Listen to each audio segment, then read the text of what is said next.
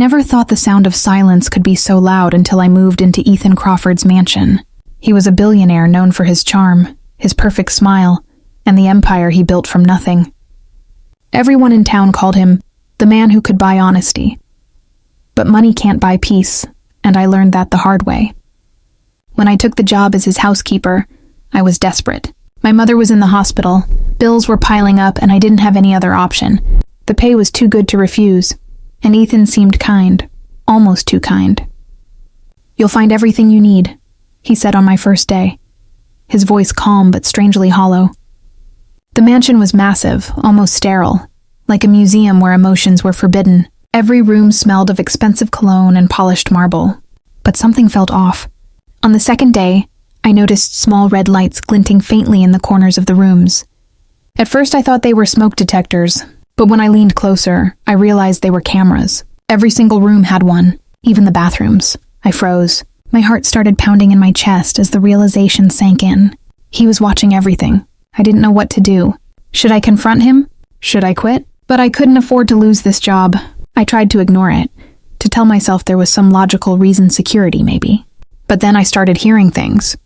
Late at night, I'd hear footsteps in the hallway when everyone was supposed to be asleep.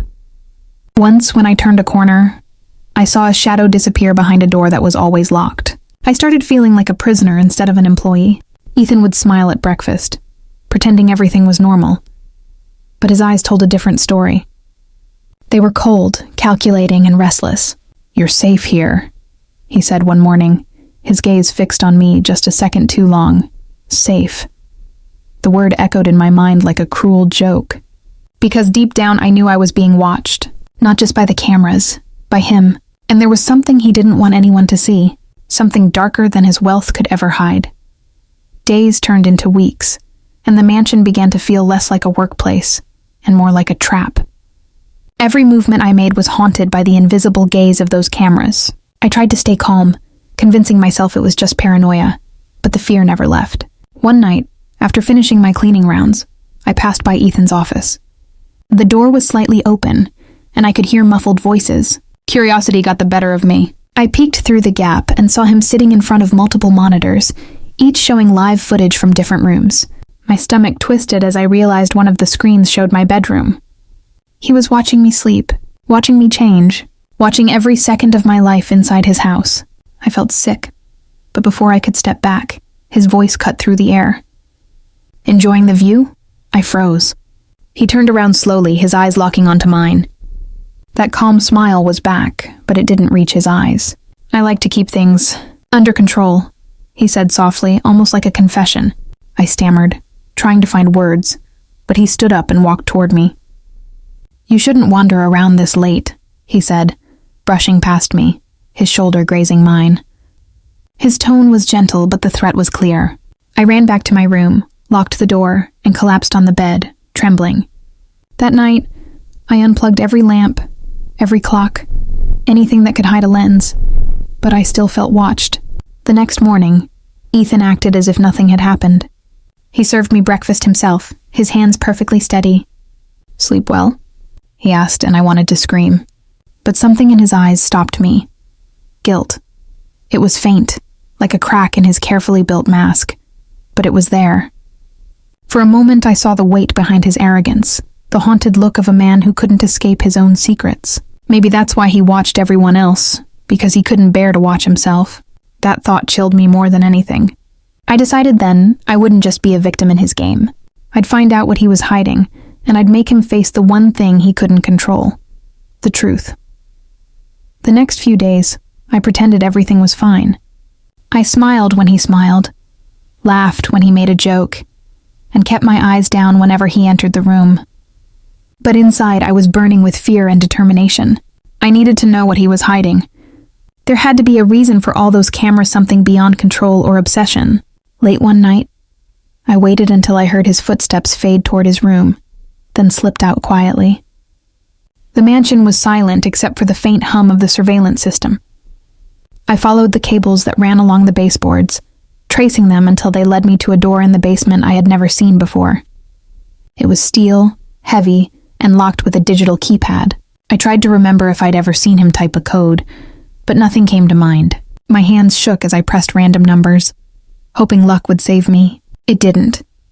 Then I noticed a faint sticker on the edge of the door with a series of digits, his mother's birth date. I remembered it from one of his rambling dinner stories. I entered it and the door clicked open. What I saw inside made my breath catch. It was a room filled with screens, dozens of them, showing every corner of the house. But there was one screen that stood out. It wasn't a live feed. It was a recorded video of a woman crying in the same mansion.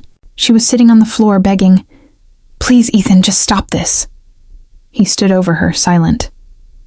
Then the footage ended abruptly. My heart pounded as I scrolled through the archives. There were hundreds of clips, all with the same woman, same house, different nights. Some showed her smiling, others showed her terrified. I covered my mouth to keep from screaming. Who was she? His wife? A victim? Suddenly I heard footsteps behind me. "I told you not to come down here." Ethan's voice was low, trembling, not with anger, but something else. Fear. He stepped closer, and for the first time, he didn't look powerful. He looked broken. "You weren't supposed to see that," he whispered. "She's gone because of me." The guilt in his voice was real, heavy, and suffocating. I didn't know what kind of monster or man I was standing before, but I knew I had just uncovered his deepest wound. My whole body went cold as his words sank in. She's gone because of me. I didn't move, didn't breathe, afraid that any sound would break whatever fragile truth was about to spill out. Ethan walked past me and stared at the monitors, his reflection flickering across a dozen screens. "Her name was Claire," he said quietly. "My wife." He reached out, touching the glass like he could feel her through it. "She loved this house. She said it felt alive." His voice cracked slightly. And for the first time, I saw him not as the billionaire everyone envied, but as a haunted man clinging to ghosts. But then, she started changing, he continued, his eyes distant. "She accused me of watching her, of controlling her.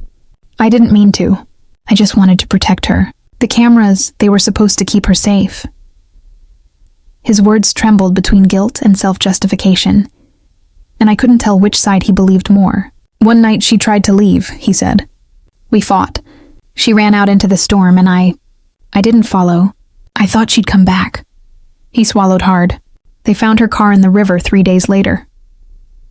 Silence filled the room, heavy and suffocating. I felt tears sting my eyes, not for him, but for the woman whose voice still echoed from the recordings. "Why keep the cameras on now?" I asked, my voice barely a whisper. He turned to me, and for a moment his mask of control completely shattered. "Because I can't stop watching," he confessed. "Every person who walks through these halls, I try to see her in them, hoping maybe she'll walk past one of the cameras again." The air felt thick with his confession, the weight of it pressing down on both of us. But then his tone hardened again. "Now that you know, you can't stay here." He moved toward the door, his voice returning to that cold command I'd first heard. But I couldn't leave, not yet. Something about the recordings didn't sit right. There were timestamps that didn't match, scenes that felt too deliberate, like they'd been edited. Claire's final moments weren't just tragedy, they were a secret. And if Ethan truly couldn't hide his guilt, maybe it was because deep down, he knew the truth was far worse than even he could admit. That night, I couldn't sleep. Ethan's confession played over and over in my mind, but so did those strange inconsistencies in the recordings. Something was wrong with the story he told. I decided I wouldn't leave until I knew everything. When the mansion grew silent, I returned to the basement. My heart raced with every step, expecting him to appear out of the shadows. I sat at the console, scanning through the old footage again. The timestamps flickered oddly, and some files were marked as corrupted. After hours of searching, I found one labeled "Final Night Claire." My hands trembled as I opened it. The video showed Claire pacing the living room, crying, shouting something I couldn't fully hear. Then Ethan appeared. He wasn't calm or remorseful like he had described. He was furious. "You think you can just leave me?" he shouted. Claire backed away, pleading, "I'm scared of you, Ethan. Please stop." He grabbed her arm and she screamed. The screen glitched, static tearing through the image, and then suddenly, she was gone. Ethan stood alone, breathing heavily, his face pale and shaken. The video ended abruptly, cutting to black. My heart pounded in my ears. This wasn't an accident. She hadn't just run out into the storm. Something happened in that house. I copied the file onto a flash drive I found nearby, shoving it into my pocket. But as I turned around, the lights flickered on. Ethan was standing in the doorway, his expression unreadable. "I warned you not to come back here," he said, his voice calm but hollow. "You don't understand what you've done." I tried to hide my shaking hands behind my back, praying he wouldn't notice the flash drive. "I just wanted to understand," I said, forcing my voice not to break. He stepped closer, the faint hum of the monitors surrounding us. "You think you know the truth?" he whispered. "That video doesn't show what really happened. You can't imagine what she did to me." His eyes glistened, not with sadness, but obsession. For a moment, I saw the monster beneath the guilt, the man who had turned love into control and grief into surveillance. I had to get out of there before he realized what I'd taken, because now, the cameras weren't the only thing recording the truth. I was. I tried to act calm as I walked past him, my heart beating like thunder in my chest. He didn't move, just stood there watching me as I climbed the stairs. I could feel his gaze burning into my back with every step. Once inside my room, I locked the door and pressed my ear against it, listening for movement. Nothing. Just silence and the faint buzz of the security system. My hands shook as I pulled out the flash drive, staring at it like it was both a key and a curse. That video could expose everything, but it could also put me in danger. I knew I had to get it out of the house. At dawn, I packed my small bag quietly, planning to slip away before Ethan woke up. But when I opened the front door, an alarm blared through the mansion, echoing like a scream. My blood turned to ice. "Going somewhere?" His voice came from behind me. I turned slowly to see him standing at the top of the stairs, still in his robe, holding a cup of coffee like this was just another morning. "You tripped the motion sensor," he said calmly. "No one leaves without my permission."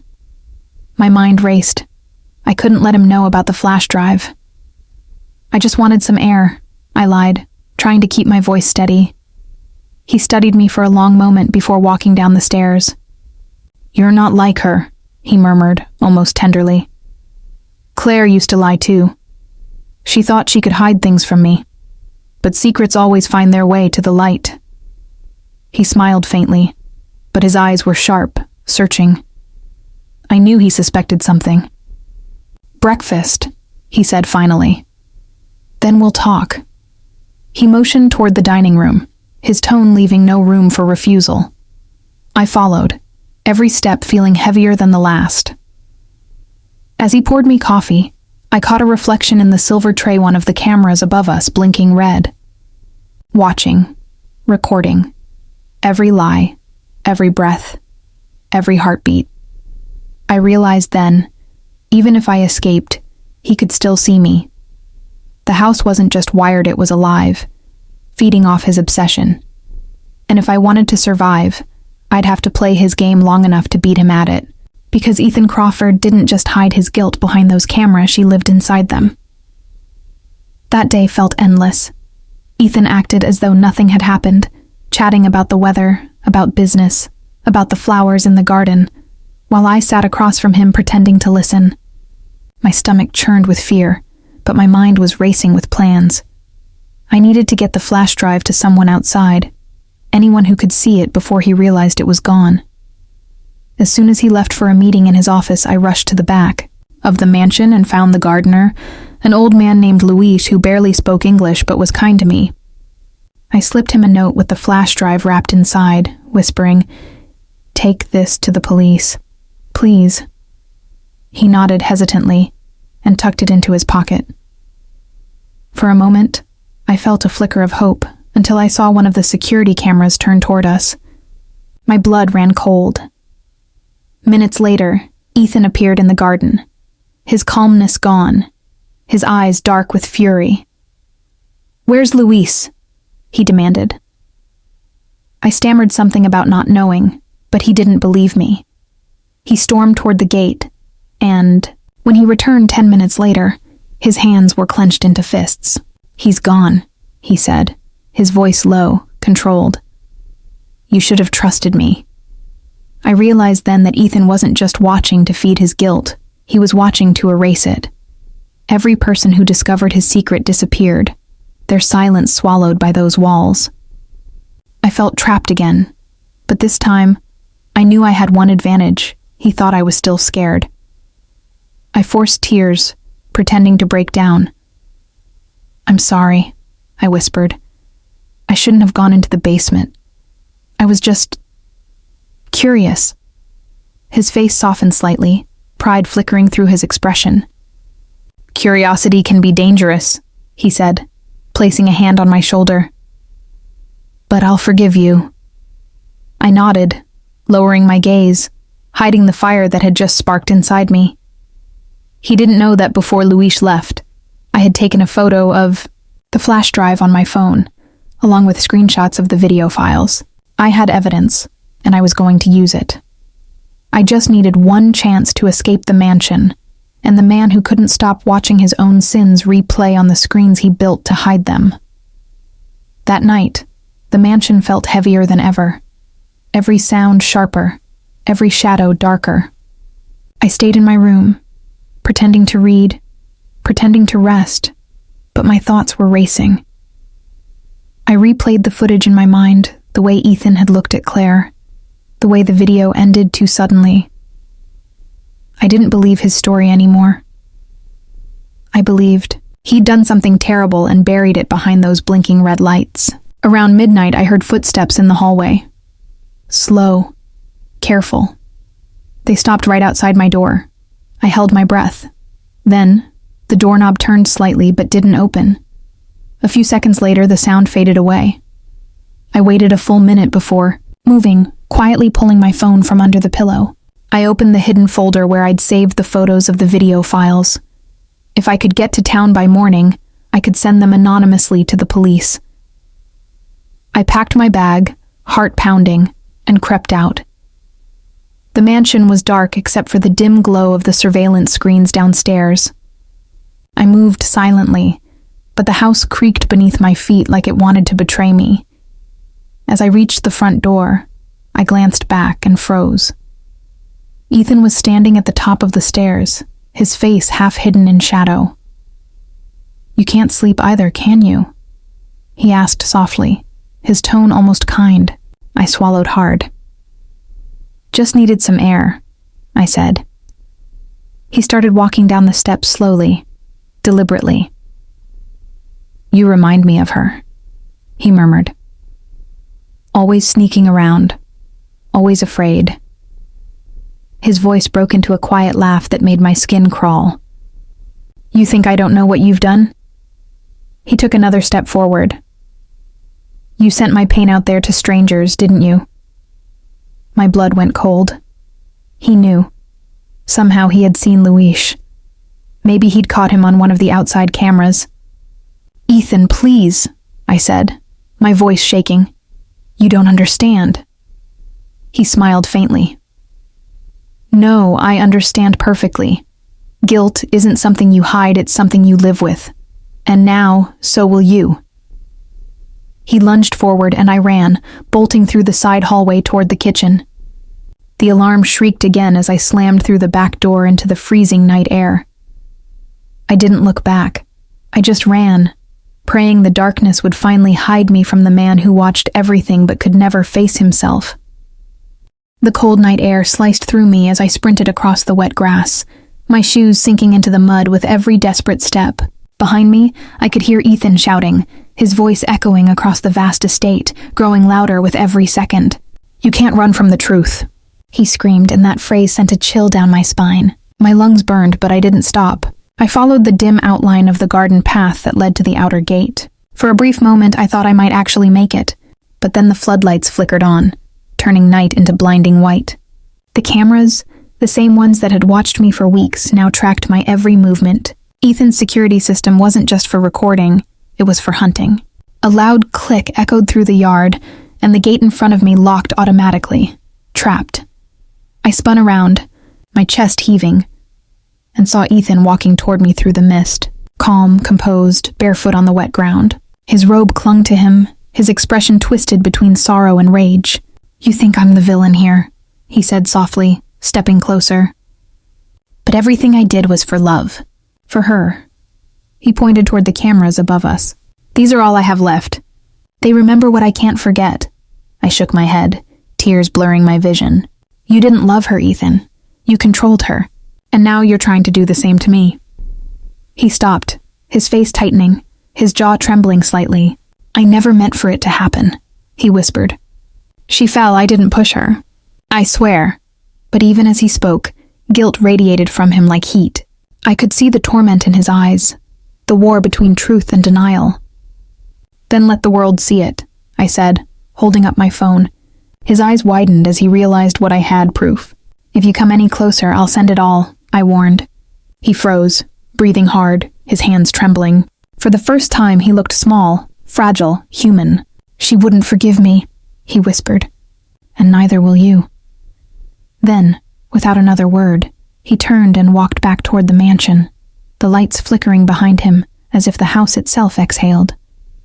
I stood there shaking, knowing it wasn't over, but for the first time, he had nowhere left to hide. Not even from his own guilt. I didn't sleep that night. I sat by the road, clutching my phone like a lifeline, watching the mansion's lights flicker in the distance. The silence after Ethan disappeared inside was heavier than the storm that followed. Rain poured down, washing mud and fear from my skin, but not the images burned into my mind. Just before dawn, flashing red and blue lights appeared on the horizon. Luis had done it. Somehow he'd made it to the police before Ethan could find him. 2 patrol cars pulled up, and I ran toward them, my voice breaking as I told them everything. They entered the mansion, weapons drawn, shouting Ethan's name, but there was no answer. The cameras were still rolling, the screens in the basement still glowing, showing every room empty. When the officers reached his office, they found a note on the desk. Just one line written in neat handwriting. "You can't hide from what you've done." No one saw him again after that night. The lake behind the mansion was drained weeks later, but nothing surfaced. The authorities called it suicide. I wasn't so sure. Maybe he was gone, or maybe he was still watching, unable to let go of the only place where his guilt lived on. They offered me counseling, new work, even protection, but I didn't take any of it. I just wanted to leave that place behind. Still, every now and then, when I'm alone, I swear I feel eyes on me. Maybe it's paranoia, or maybe those cameras weren't the only things he wired into that house. Sometimes I dream about Claire. She's sitting in that same living room, looking at the lens, whispering, "Thank you." I wake up with tears in my eyes, unsure if it's relief or grief. I never shared the full footage online. Some things are too heavy to carry into the world, but I kept one still image, her smile, frozen before everything went wrong. It reminds me that control disguised as love is still control, and that guilt always finds a way to speak, even through silence. Ethan Crawford built a house of surveillance, but in the end, it wasn't the cameras that exposed him. It was the truth he tried to bury, the one thing even a billionaire couldn't hide.